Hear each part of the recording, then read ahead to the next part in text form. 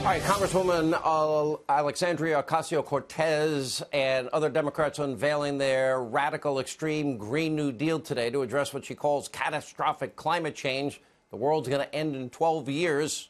Oscario, I'm calling her. Anyway, here to get the latest on whether this is the right decision based on the right science.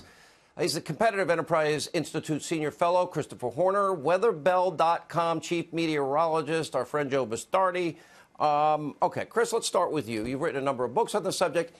If we're going to demand every business and house in the country be rebuilt, if we're going to offer free college, free housing, free health care, free retirement, free, everything's free. And the reasoning is the Earth's going to end in 12 years, so we'll do this in 10 years with only 2 years to benefit from it. That's going to cost trillions and trillions and destroy capitalism, the energy, healthcare industries, and so many others.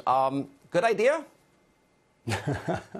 Right, because it's worked not in those places President Obama used to tell us to look to see how it would work out when he tried baby steps toward this wrenching transformation of society, as Al Gore called it.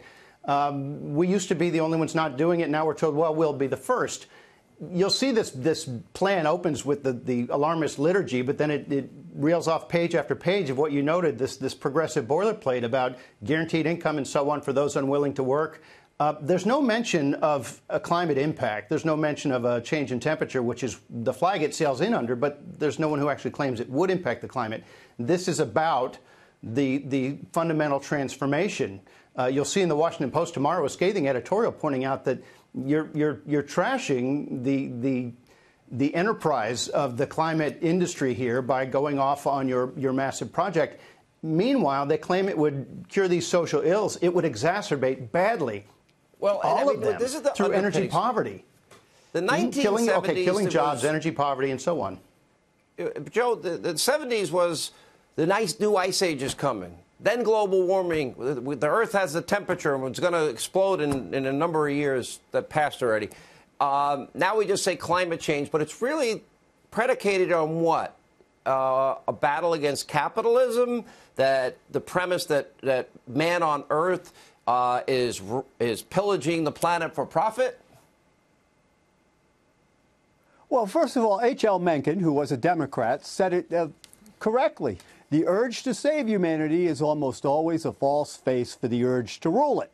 And I think that's what you're seeing here today. What gets me is, and I wrote a book on it, as you know, Sean, you're dragging the majesty of the creation, weather, climate, all these things I've loved since I was a kid, being dragged through the mud. It's the weaponization of weather, the weaponization of climate, the idea that the average person doesn't know what happened in the 70s or the 30s or the 40s or the 50s, like people like me. What they do is they simply take advantage of it. And, you know, I almost have to laugh at it now because you would have to sell your soul to that world to understand that world. And that's exactly what's going on here. It's really not that much. Look, I understand the CO2 feedback argument, but the oceans have 99.9% of the heat capacity of the entire system. If the ocean's cyclically warm, the air cyclically warms. When the ocean's cool, the air will cool. Well, the last thing I got to say this, Joe. It's a pretty simple relationship. You know every storm. You have studied weather. And, Chris, you have studied this. People need to pay attention a little bit to what you're saying. Thank you both.